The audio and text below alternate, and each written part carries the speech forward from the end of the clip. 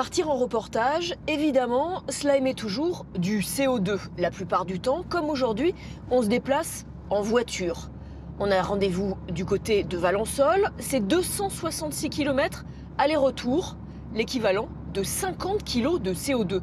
Mais existe-t-il d'autres solutions? Certains sont déjà en train d'en imaginer. Partons à la rencontre de Jérôme Zindi. Lui a rangé sa voiture. Il est en vélo électrique solaire pour faire des reportages zéro carbone sur les bonnes pratiques environnementales. Mon objectif, c'est vraiment de réaliser des vidéos en ayant le plus faible impact possible. Alors ça, je me l'applique dans ma vie personnelle, mais aussi dans ma vie professionnelle. Et c'est pour ça que j'ai choisi un vélo électrique, parce que ça me permet à la fois de transporter mon matériel, mais aussi de garder un minimum d'énergie pour pouvoir faire mon travail, qui est celui de la vidéo, et réussir à produire ces vidéos en ayant un bilan carbone le plus faible possible. Alors c'est quand même un sacré vélo là. Tout le monde n'est pas capable de pédaler là-dessus. Il est long, il mesure combien, 6 mètres? Alors, il fait quasiment la taille d'une voiture. C'est vrai qu'il est assez long. Alors là, il faut savoir que c'est une configuration qui est un peu particulière. On arrive sur l'automne, il y a moins de luminosité. Donc ça veut dire que j'ai ajouté à ce vélo qui normalement est autonome pendant l'été, j'ai ajouté une remorque qui permet de tripler la surface des panneaux. Et donc là, ça me permet d'être autonome. Là, jusqu'à présent, j'ai fait 850 km depuis mon départ d'Avignon, avec plus de 10 000 mètres de dénivelé positif, donc quand même, ça a pas mal grimpé. Et pour l'instant, je suis autonome en énergie et je vais essayer de l'être jusqu'à l'arrivée à Avignon dans 3 semaines. Et vous n'êtes pas un peu angoissé des fois en vous disant est-ce qu'il y aura du soleil, est-ce qu'il ne va pas pleuvoir? Angoissé non, parce que je ne m'interdis pas de recharger, évidemment. J'ai quand même un chargeur, hein. Je peux charger le vélo comme un vélo électrique classique.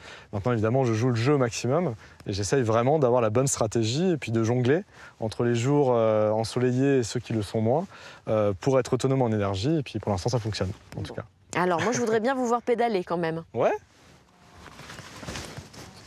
Allez, let's go. Jérôme pédale pour mettre en lumière chacun des 9 parcs naturels régionaux de PACA et leurs solutions face au réchauffement.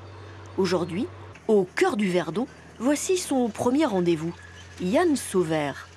Un agriculteur bio, pionnier en polyculture dans le village de Saint-Jurs. Entre les rangées de plantes aromatiques, l'interview zéro carbone peut démarrer. Donc là, on est sur un couvert qui n'a pas été semé, qui est spontané. C'est-à-dire qu'on a laissé pousser ce qui venait et qu'on va soit faire pâturer par les brebis, soit tondre à un moment dans l'année. Et donc l'idée, c'est d'avoir le plus de matière qui va venir protéger le sol et enrichir ce sol aussi. C'est ce qu'on pouvait appeler bon sens paysan. Aujourd'hui, on colle un peu des termes dessus d'agroécologie, d'agroforesterie. En fait, c'est ce qui se faisait un peu spontanément, naturellement, on va dire jusque dans les années 40-50. À cette période, beaucoup d'arbres fruitiers sur le plateau. Aujourd'hui, bon nombre d'entre eux ont été arrachés. Yann, qui en a conservé, connaît bien leur utilité. Les anciens amandiers, ce sont ceux-ci, c'est ça? Voilà, donc là on voit les anciens amandiers. Donc tous les gros qu'on voit, c'est ceux qui ont une centaine d'années, qui sont dans plus ou moins bon état, on va dire, mais c'est ceux qu'on veut préserver. Comme ils ont été habitués dès le début à avoir des cultures au pied, ils sont allés chercher plus profondément.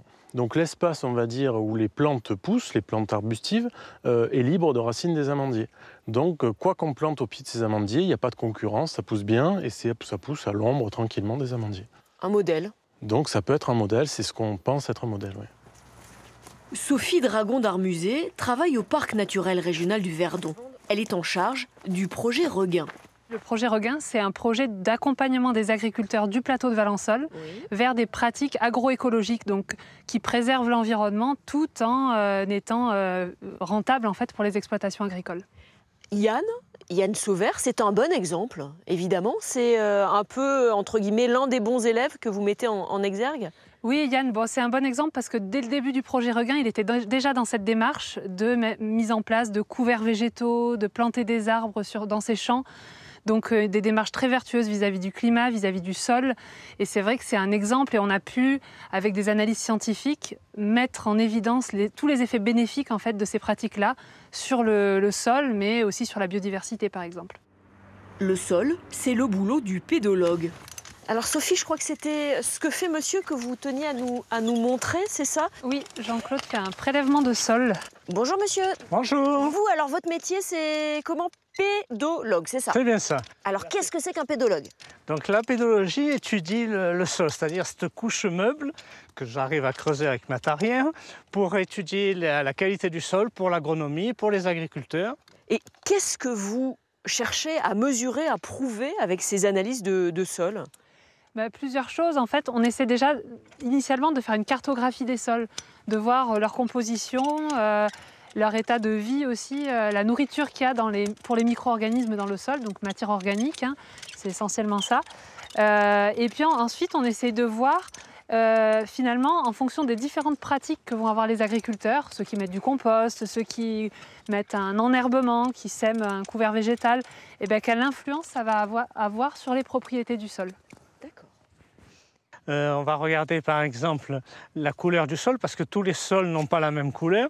Donc on utilise une charte de couleurs avec des planches de couleurs. Voilà, on est plutôt dans cette gamme-là. Plus un sol est noir, plus il est riche en matière organique. Mais revoilà le reporter. Ah, voici zéro carbone. Jérôme et son vélo solaire. Je crois que vous avez besoin, c'est ça, d'interviewer monsieur. On va vous laisser faire, alors on va vous laisser la place. Les pratiques respectueuses des sols, comme celle de Yann, permettent à terme d'enrichir la terre sans engrais. Qu'est-ce qu'on constate ici sur la vie des sols sur le plateau de Valensole? Jérôme Zindi n'a pas fini sa tournée, il lui reste encore 4 parcs régionaux à visiter et ces vidéos vont servir de support pédagogique aux élus locaux.